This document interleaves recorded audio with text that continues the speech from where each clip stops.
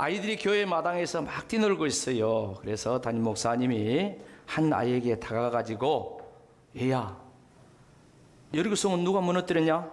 물어봤어요. 그러니까 이 아이가 깜짝 놀라면서 목사님, 제가 안 했어요. 이렇게 대답했어요. 그런데 저기서 이제 부장 선생님이 보고 오다가 그냥 목사님하고 이렇게 큰 소리를 하니까 아니 목사님, 뭔 일 있습니까? 아이고 부장 선생님이 이 아이가 여리고성은 자기가 안 무너뜨렸다고 아주 큰 소리를 치네요. 그러니까 이 부장 선생님이 하는 말이 아이고 목사님, 아무래도 여리고성을 우리 애들이 무너뜨린 것 같은데 이제 교회에서 배상을 해주면 어쩌겠습니까? 이렇게 이야기했던 거 아니겠습니까? 우스갯소리 같아요. 그런데 이 말 속에는 성경 말씀을 잘 모르는 신자의 모습, 그리고 하나님의 뜻을 잘 모르는 그런 신자의 삶은 이럴 수도 있다 하는 그런 비유적인 그런 이야기입니다. 오늘 본문의 말씀은 이스라엘 민족의 획기적인 변화의 역사가 일어나는 그런 말씀입니다. 무슨 말씀이냐면 이스라엘 민족은 저 애굽에 내려가 가지고 400년 남짓 종살이를 했잖아요. 그런데 하나님께서 모세를 보내 가지고 그들을 해방시켰습니다. 그리고 광야 40년 기간 동안 모세가 이스라엘 백성들을 인도했어요. 그리고 모세는 광야 끝에 죽고 새로운 지도자, 이제 여호수아라는 새로운 지도자가 이스라엘 백성들을 이끌고 나가는 그런 이제 상황입니다. 그런 가운데 하나님께서 이스라엘 백성들을 요단강을 건너게 하는 기적의 역사를 이룬 줄로 믿습니다. 요단강을 건너고 보니까 이제 완전히 광야는 끝나버린 거예요. 광야 저 건너편, 그러니까 요단강 건너편에 광야가 있고 요단강을 건너면은 이제 광야가 끝난 거예요. 옆 사람과 광야는 끝납니다. 요단강을 건넙시다. 반드시 광야는 끝난다는 것이 성경에서 말씀하고 있는 내용입니다. 광야가 끝났습니다. 이제 요단강을 건너서 광야가 끝나고 그 길갈이라는 그 평지에서 이렇게 있는데, 길갈이라는 말은 애굽의 수치가 굴러갔다, 부끄러움이 굴러갔다, 그런 말이에요. 그리고 이제 그곳에서 이제 저들이 그동안 광야 40년 동안 할례를 받지 않았어요, 남자들이. 그래서 하나님께서 할례를 다 받게 하고 그리고 거기서 유월절을 지켰어. 유월절이란 말은 애굽의 재앙이, 장자의 죽음이, 저주가 넘어갔다는 뜻인 줄로 믿습니다. 그러니까 하나님께서 구원하시고 역사하신 그 유월절을 이제 저희들이 다 이렇게 지키면서 새 출발을 하는 거예요. 새 출발. 그런데 이제 약속의 땅 가나안 땅으로 이제 진격을 해서 들어가야 되는데 그 가나안 땅을 가로막고 있는 여리고성이 있는 거예요. 여리고성, 엄청난 여리고성이 있는데 이 여리고성은 정말 고고학자들이 발굴을 해보니까 성 두께가 저렇게 두꺼운 거예요. 엄청난 거예요. 약 8천여 년 전에 세계 역사의 가장 오래된 성으로 이제 고고학자들이 그렇게 인정할 정도로 그런 성이요. 그런 성이 지금 다 무너져서 저렇지만은 그때는 어떻게 했어요? 그 성이 있는 거예요. 그래서 이제 여호수아가 이 성을 이제 정복하고 가야 되는데 하고 그 여리고성을 앞에 가보니까 오늘 본문 말씀 보십니까? 세상에 거기에 기골이 장대한 칼을 든 한 군사 장군 같은 사람이 딱 서 있는 거예요. 그러니까 여호수아가 뭐냐? 당신은 우리 편입니까? 아니면 적군의 편입니까? 저 여리고 사람들의 편입니까? 이렇게 물어보니까요.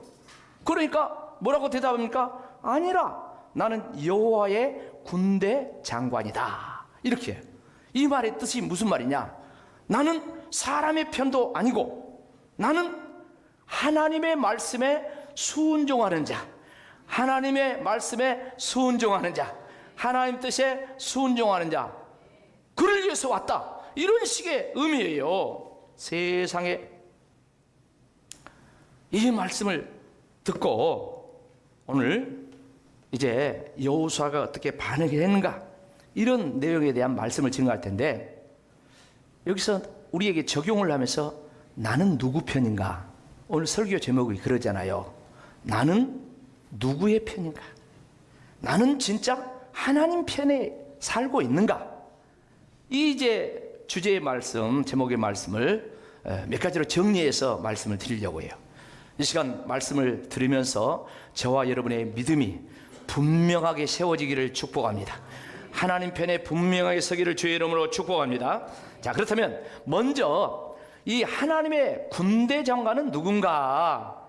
이걸 보면은 뭐라고 이야기해요? 신학자들이 해석을 하기를 예수 그리스도의 예표 또는 하나님의 뭐요? 현현. 그러니까 하나님은 안 보이는 하나님이야. 근데 하나님이 나타난 거야. 이렇게 드러났다. 이렇게 신학자들이 이구동성으로 공통적으로 해석을 하는 것입니다. 이렇게 해석할 수 있는 이유가 무엇입니까? 오늘 거기 15절 말씀 보면은 여호수아에게 내 발에서 무엇을 보더라? 신을 벗으라. 네가 선 곳은 뭐다다? 거룩하다. 이 말씀을 보면서 알 수가 있어요. 근데 이 비슷한 말씀이 여호수아의 스승인 모세가 40년 전에 저 시내산에서 양을 치다가 하나님을 만날 때 그때 장면하고 아주 비슷한 말씀이 출애굽기 3장 4절 5절 말씀 보면은 모세야 모세야 하나님이 이렇게 부르잖아요. 내가 여기 있습니다 그래요. 그러니까 5절 말씀 보니까 뭐라고 이야기합니까? 다 같이 읽어 시작. 하나님이 이르시되 이를 가까이 오지 말라. 네가 선 곳은 거룩한 땅이니 네 발에서 신을 벗어라. 모세에게 했던 말씀을 이제 가나안 땅을 정복하기 위해서 여리고 성 앞에 있는 그 여호수아, 모세의 제자 여호수아에게 동일한 말씀을 지금 하고 있습니다. 모세는 나이 80살에 하나님 만나고 애굽에서 고생하는 이스라엘 당신의 백성들을 해방시키라는 말씀을 따라 해방시키고 그리고 40년 동안 광야길을 그들을 이끌고 쭉 이렇게 나왔어요.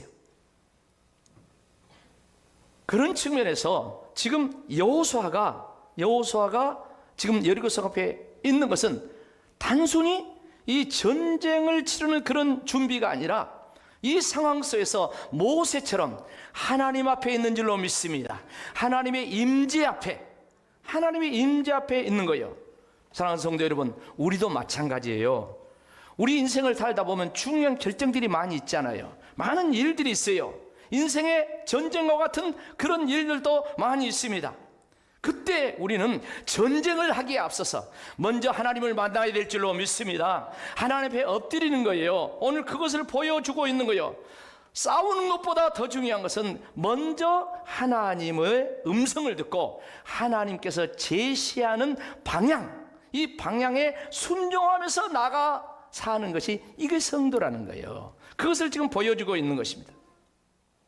그래서 오늘 이 말씀 속에서 여호수아가 지금 가나안 땅을 정복하러 이렇게 왔지만은 보아하니까 하나님이 보낸 군대 장관이 먼저 와 있다는 거예요. 여러분 믿으시기 바랍니다. 나보다도 하나님이 내 앞서서 인도하실 줄로 믿습니다. 이것이 오늘 본문 말씀에서 하는 말씀이고 이스라엘 민족의 역사 속에서 계속해서 하는 말씀이에요. 광야 40년을 지나면서 일관되게 하시는 말씀이에요. 여러분 출애굽기 13장 21절 22절 말씀 보세요. 여호와께서 그들 앞에서 가시며 낮에는 무슨 기둥? 구름 기둥.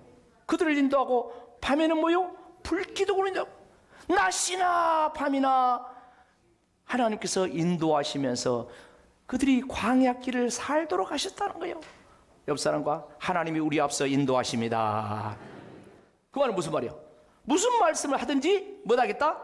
듣겠다. 말씀하십시오. 지금 그런 모습 아닙니까?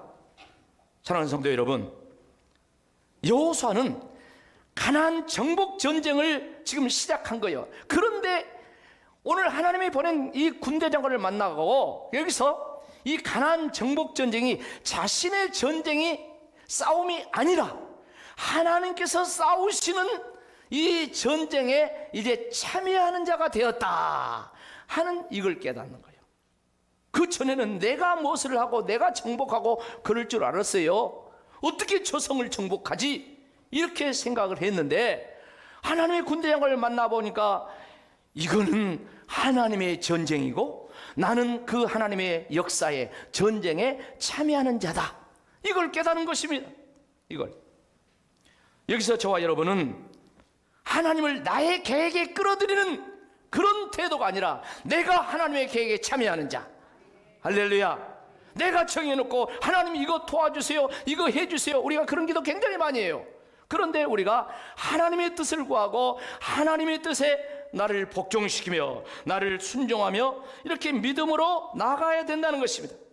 다시 말하면 우리가 하나님의 편에 서서 행할 때 하나님의 역사예요. 근데 그게 결코 쉬운 일은 아닙니다. 쉬운 일은 아니야. 어떤 상황 속에서도 하나님 말씀을 듣고 그 말씀을 믿고 순종하는 것이 성도의 삶인 줄로 믿습니다. 사랑하는 성도 여러분, 이스라엘 백성들의 이 광야 역사 40년 가운데 어떤 일이 있었습니까? 모세가 이제 시내산에 올라가 가지고 40일 금식을 하면서 하나님 만나잖아요. 만났는데 그때 십계명을 비롯한 율법을 줍니다. 이게 뭡니까? 믿음의 백성들의 삶의 지침이에요.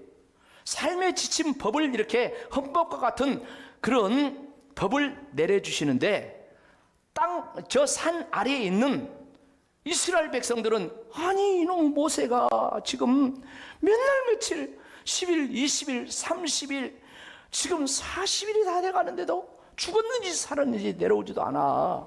그러니까 어쩝니까? 이 백성들이 아론에게 어쩌습니까?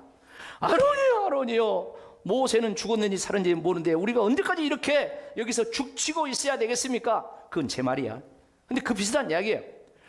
우리를 인도할 신을 만들어 가지고 이 광야를 빨리 지나서 가나안 땅 들어가야 되지 않겠습니까? 이렇게 이야기해요. 그런 가운데 어쩌십니까? 막 금 귀고리 가락지 다 가지고 가지고 뭘 만들어요? 금송아지 우상을 만들어요. 금송아지 우상을 만들어 가지고 막 거기서 제사를 드리고 춤을 추고 난리법석을 합니다. 그때 어쩌습니까? 하나님께서 모세야 큰일 났다. 이 백성들이 부패해 가지고 지금 우상을 숭배해 빨리 내려가라 그래요. 산 아래 내려와 보니까 사실 산 내려온 게 쉽지 않습니다. 제가 예전에 한 35년 전인가 그 시내산에 올라가 봤어요. 올라가는데도 한 3시간 이상 올라가. 근데 올라갔다가 내려오는 길도 얼마나 힘든지 몰라요. 근데 그 산에 내려와서 보니까 그것도 십계명 돌비를 이제 어깨에 메고 내려왔잖아요. 내려와 보니까 우상을 숭배하면서 춤을 추고 난리법석을 하니까 얼마나 성질났던가 그냥 땅바닥에 패대기 쳐버렸어. 그러면서 그 다음 행보를 보니까 이 우상 숭배자들을 하나님께서 가만히 두면 안 된다는 거예요. 그래서 출애굽기 32장 26절로 28절 거기 말씀 보면은 모세가 그럽니다. 여호와의 편에 있는 자는 내게로 나와라. 그러니까 누가 나와요? 레위 자손이 다 모여서 모세 앞에 나갑니다. 이제 하나님의 명령이 떨어집니다. 뭐라고 명령을 떨어집니까? 모세가 그들에게 하는 말이 이스라엘의 하나님 여호와께서 이렇게 말씀하시기를 너는 허리춤에 칼을 차고 진 이문에서 저문까지 왕래하면서 형제가 됐든 간에 친구가 됐든 간에 각 사람 전부 다 우상 숭배자는 죽이라고 그래요. 죽이라고 그러니까 이것을 실천하는데 28절을 뭐라고 합니까? 다 같이 읽어 시작. 레위 자손이 모세의 말대로 행하며 이날의 백성이 몇 명? 3,000명가량이 죽임을 당했다.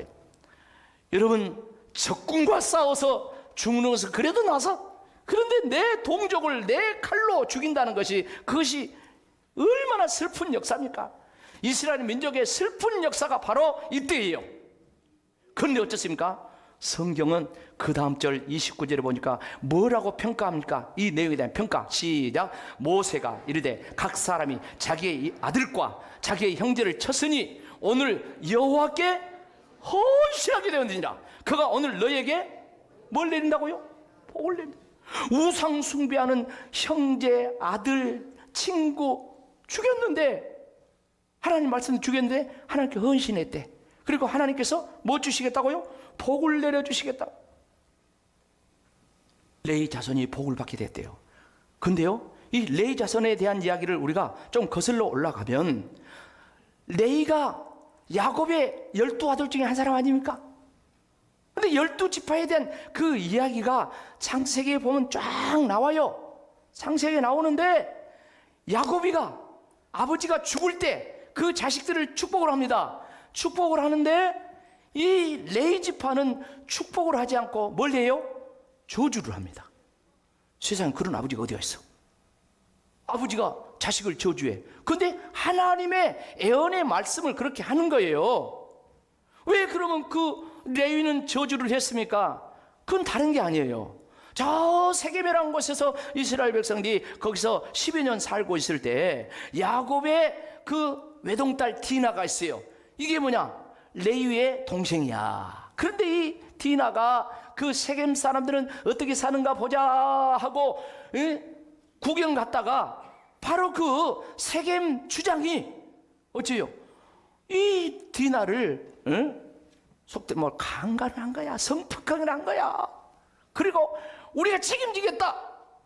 결혼을 해서 이제 아내로 삼겠다 막 그럽니다. 그러니까 어째요? 레위가 시므온과 함께 하는 말이, 그래? 우리는 그냥 줄 수가 없어. 너희 남자들 다 할례받아 우리처럼. 그러면은 우리 동생을 줄 테니까. 그렇게 해가지고 전부 다 남자들 할례받게 해가지고 고통당할 때, 요즘 아이들 포경 수술 하잖아요. 그 고통당할 때 어째요? 다 칼로 죽여버렸다겠어요. 거룩한 할례의식을 보복수단으로 삼았다는 거예요. 이것을 나중에 야곱이가 알고 이제 큰일 났다, 큰일 났다, 빨리 도망가자. 그러고 있을 때 하나님께서 그들을 지켜주시고 이렇게 그것을 빠져나오게 하는 그런 일이 있었어요. 그런 일이 있었는데 세월이 흘러가지고 야곱이가 죽을 때 다른 자식들은 다 축복을 했지만은 이 시몬과 레위는 그렇지 않았어요. 창세기 49장 5절로부터 7절 말씀 보면은 그렇게 말씀해요. 너희는 칼의 도구, 폭력의 도구다. 그때 상황을 이야기하면서 하는 것입니다. 그러면서 6절 말씀은 내 혼악 그의 모여에 상관하지 말지다. 내 영광 그들의 집회에 참여할지 말자. 그들이 그들의 분노대로 사람을 주고 그들의 혈기대로 소의 발목의 힘줄도 다 끊어버렸어. 그때 소가 무슨 죄가 있어요. 근데 발목의 힘줄을 다 끊어가지고 소가 쟁기질도 못하게 만들고 그랬다는 거예요. 그래서 7절 말씀 보면 뭐라고 해야 합니까? 그 노염이 혹독하니 못 받으라고? 저주를 받으라. 계속해서 분기가 맹렬하니 저주를 받을 거죠. 내가 그들을 야곱의 영에서 나누며 이스라엘에서 흩어져 함께 사는 것이 은혜고 축복인데, 이 레위 지파 이 사람들은 다 흩어져 뿔뿔이 흩어져서 그렇게 살아라, 이런 말씀을 하는 거예요. 사랑하는 성도 여러분, 조상 레위는 저주받은 자들이었어요. 그런데 오늘 본문의 말씀에서 이 레위 지파는 이제 축복받은 지파로 새롭게 등장을 합니다. 새롭게 등장을 해요. 하나님 편에 서서 이 모세 시대 때 하나님 편에서 우상숭배를 다 척결하고 헌신한 그들이 바로 이제 하나님 제사장 지파로 이렇게 쓰임받는 이런 변화의 역사가 있다는 것을 알아야 돼요. 그러나 이것은 결코 하나님 말씀 순종하는 것은 그렇게 쉬운 일은 아니야. 그러나 하나님이 함께 하신 줄로 믿습니다. 그래서 이제 하나님께서 그 다음에 이 요구하는 것이 있죠. 그건 무엇입니까? 하나님의 거룩한 자리에서는 무엇을 벗으라고요? 신을 벗어라. 그렇게 해서 이것이 여호수아에게 첫 번째 명령이에요. 하나님 만나가지고 지금 오늘 본문에서 첫 번째 명령인데, 그것은 전쟁의 전략을 말하기 전에 먼저 신을 벗으라 명령을 했어요. 15절 말씀 다시 한번 읽어보도록 하겠습니다. 여호와의 군대 대장이 여호수아에게 이르되 네 발에서 신을 벗으라. 네가 선 곳은 거룩하니라. 여호수아가 그대로 행하니라. 자, 그렇다면 신을 벗는다는 의미가 뭘까요? 신을 벗는다는 의미, 신을 벗는다는 것은 자기의 권리를 내려놓는 거야. 자기 방식을 내려놓는 거야. 자기 생각을 내려놓는 거야. 그리고 종은 신을 신어요, 안 신어요? 안 신은 거예요. 종들은 당시에 신을 안 신어요. 너는 종의 모습으로 너는 내려가라 하는 그런 의미를 담고 있는 거예요. 그러니까 하나님 앞에서 너는 모든 네 자신을 내려놔라. 하나님 앞에서 너는 겸손해라. 하나님 말씀에 너는 순종하라. 하나님 말씀에 너는 순종하는 종이 되라. 사랑하는 성도 여러분, 우리는 기도할 때 하나님 내 인생의 이 싸움을 이기게 해주세요, 이런 기도를 많이 하잖아요. 그런데 하나님은 오늘 말씀을 이렇게 들어서 볼 때 먼저 하시는 말씀이 너는 내 앞에서 겸손해라.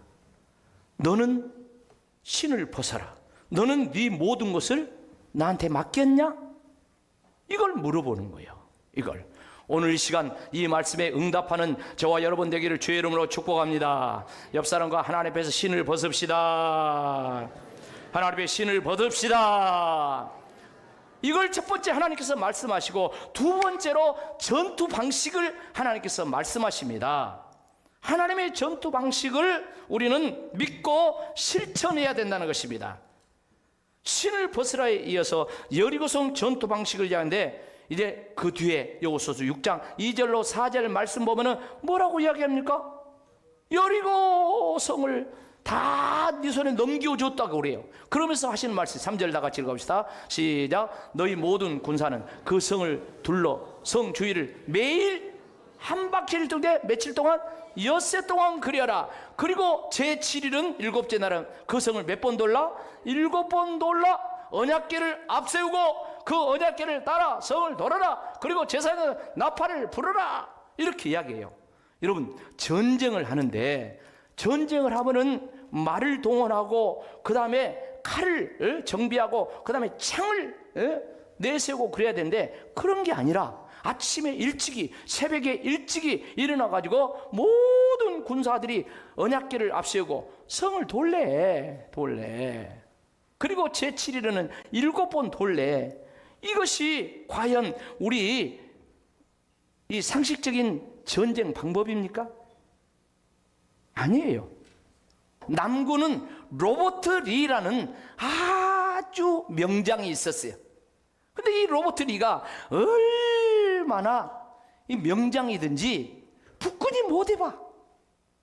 북군이 숫자도 많고 그래도 전쟁에 나가면 늘 패하는 거야. 근데 이 링컨은 기도의 사람이야.